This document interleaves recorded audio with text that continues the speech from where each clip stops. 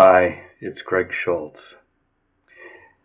This meditation is something that I wrote anticipating another event, which didn't happen. So rather than be all dressed up with no place to go, I thought we could create our own party if a quiet meditation can be a party. I hope you enjoy listening to this as much as I enjoyed putting it together. So here we go. Find a comfortable seat, a really comfortable seat.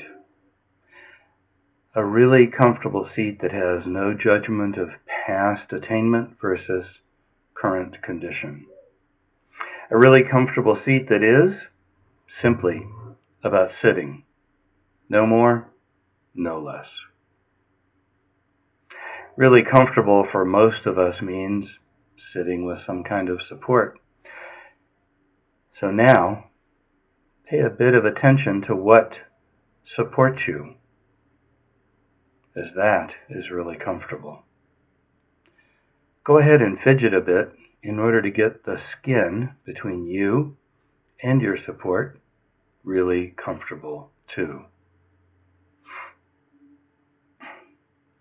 As I think most of you know, Lucy and I have suffered a trauma, and I'd like to share a little bit about what I'm learning on this path right now. One day after Kate passed away,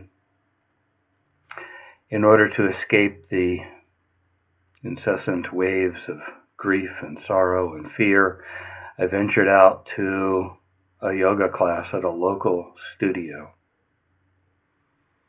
Finally, I thought, a worthy and healthy escape. The teacher began class, as teachers generally do, with a little talk. The subject of the talk was being with what is. I had a really bad reaction. I wanted to yell and rage and cry and pound the floor. What could this teacher possibly know about pain? There's nothing greater than my pain. And loss.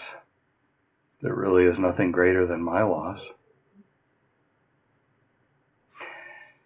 So we moved into the asana practice with the familiar rhythm and movement and breath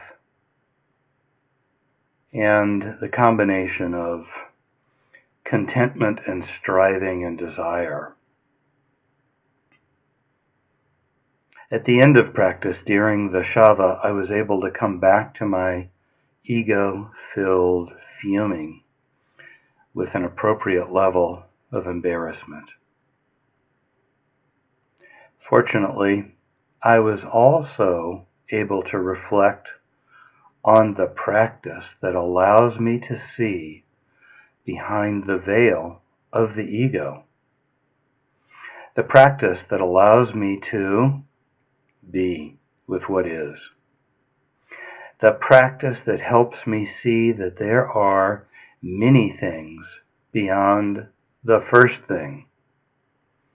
The first thing can be a flush of anger, or whininess, or self-absorption.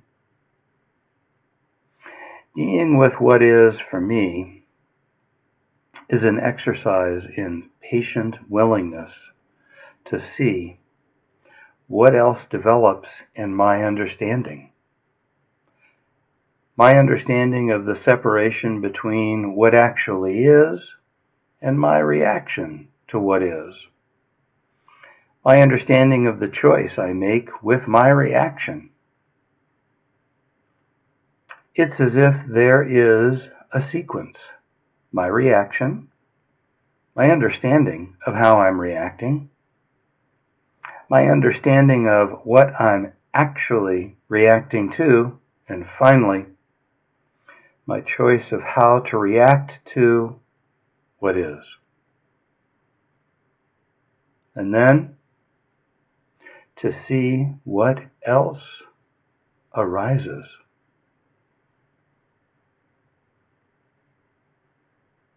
So now, patiently be with what arises. Be with what is. Om Asatoma Satgamayat Tamasoma Jyotir Gamayat Mrityorma Amritam Gamayat. Om Shanti Shanti Shanti.